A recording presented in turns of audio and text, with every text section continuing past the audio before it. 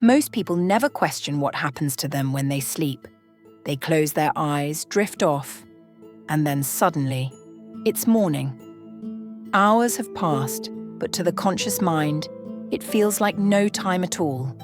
It's almost like a miniature death. One moment you're here, the next moment you fade into nothingness, only to return without any recollection of where you've been. And yet, something is happening. Your body isn't just lying there lifelessly. Your mind isn't completely shut down.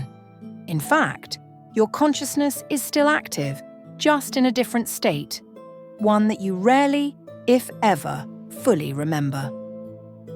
There's a reason why people experience vivid dreams, sleep paralysis, out-of-body sensations, and even moments where they wake up feeling like they've been somewhere else entirely.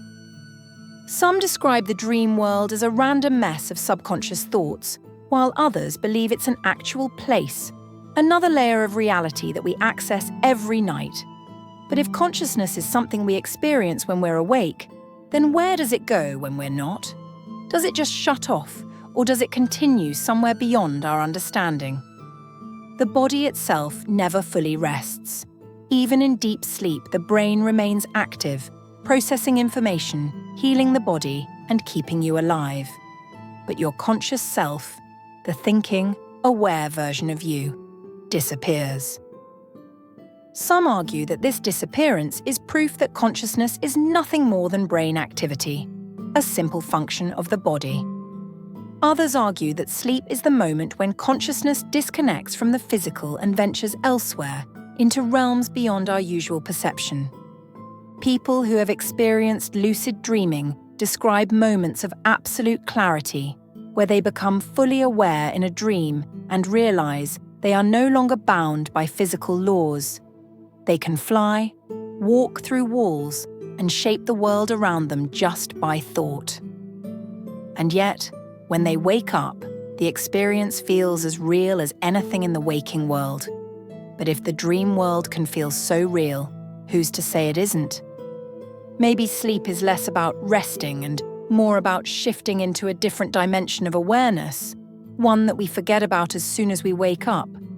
Some ancient traditions believe that sleep is the doorway to a higher consciousness, that in dreams we are actually closer to our true self than we are when awake. The Tibetans, for example, practiced dream yoga, a method of training the mind to stay awake even while the body sleeps, believing that by doing so, one could tap into the deeper layers of existence. Similarly, certain indigenous cultures viewed dreams as a way of receiving messages from the universe, a form of communication that goes beyond language. They didn't see dreams as random images but as something meaningful, clues to a greater truth that we often ignore. Science, on the other hand, tells us that dreams are just the mind's way of processing emotions, memories, and unconscious fears. But even in science, there are mysteries. Why do some people have near-death experiences that feel identical to dreams? Why do certain dreams reveal things we could never logically know? And why do some people wake up with answers, realizations, or even a sense of having been somewhere that they just can't explain? It raises an uncomfortable question. If consciousness is only a product of the brain, why does it seem to exist independently of it during sleep? And if it doesn't completely disappear, then where does it go? Most people assume that sleep is just a state of inactivity, a period where the body shuts down and recharges. But the more we look into what happens during sleep, the stranger it gets. Consciousness doesn't just disappear, it shifts. But to where? And why do some people seem to access something beyond just dreams? The first clue comes from the fact that not all sleep is the same. Some nights, you fall asleep and wake up feeling like you just blinked. Other nights, you have vivid dreams, almost like another life is playing out while your body rests. Some people even report experiences that feel more real than waking life, prophetic visions, encounters with unknown beings, or the sensation of leaving their body altogether. If consciousness were truly shutting off, how do we explain these experiences? Why do some dreams carry messages that change lives, And why do certain moments in sleep feel like a bridge to something beyond the physical?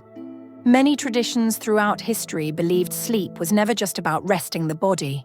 They saw it as a portal, a doorway where consciousness momentarily steps outside the limits of the physical world.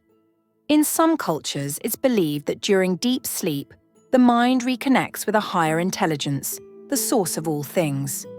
Some spiritual systems even claim that sleep is a rehearsal for death, a time when the ego dissolves and we return to a more expansive state of awareness. Science, of course, has its own explanations. Neurologists say sleep is a complex process where the brain organizes memories, regulates emotions, and repairs itself. But even within neuroscience, there are gaps. Why do some dreams reveal knowledge we didn't consciously have? Why do near-death experiences share eerie similarities with what some people claim happens in deep sleep? What if the reason we don't remember where we go is intentional? What if the brain is designed to keep that door closed once we wake up? It might explain why we wake up feeling like we were somewhere else but can't quite put it into words. Maybe the places we reach in sleep are so different from waking life that our mind struggles to translate them into anything understandable. But here's where it gets even more interesting. If consciousness doesn't fully turn off, is it possible to control where it goes? Some people believe the answer is yes. Practices like lucid dreaming, astral projection, and even deep meditation claim to offer ways to navigate this unknown space, to stay aware while the body sleeps and explore beyond the limits of the physical. If that's true, then what we call sleep might not be an end to awareness, but a hidden opportunity, a time where the mind is free in ways we can't even comprehend while awake. The real question isn't just where consciousness goes when we sleep, but why we don't remember where we've been, and what that says about the nature of reality itself. If consciousness is never truly turned off, then that begs the question, are we truly awake in the conventional sense? Think about it. We're awake in the sense that we're conscious, but are we really aware? Do we operate throughout the day with our full capacity of awareness, or are we simply following patterns, habits, and autopilot? It's strange to think that we spend so much of our lives thinking we're conscious, only to realize we're missing out on so much more. It's as if, just like sleep, we're in a waking dream state, a state where we are aware of some things, but blind to others. The same way we can't remember every detail of our dreams, we often can't remember the deeper truths that lie beneath the surface of our daily lives. But here's the real twist. Just as we can wake up from a dream during sleep, we can wake up from this version of reality.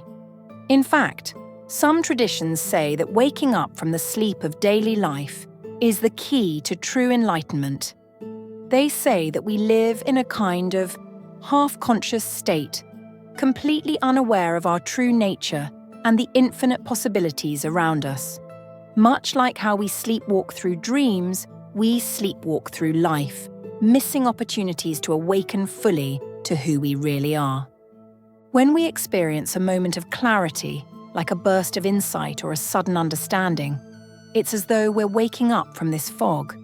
These moments can feel like a shift in consciousness, like we're finally seeing through the illusion that has clouded our vision for so long. You might even think back to moments in your life when you felt alive and fully present. Those moments where everything seemed to click and you felt like you were in sync with the universe. Those moments are not just coincidental. They are moments when you're breaking through the barrier between waking sleep and true awareness. The truth is, the boundary between sleep and wakefulness isn't as clear-cut as we like to think. There's a continuum of consciousness that flows throughout both states, and we can learn to navigate this space. The more you wake up to this awareness, the more you begin to see that you're not just a passive observer of life, you're an active participant, creating it, shaping it, and influencing it in ways you never thought possible.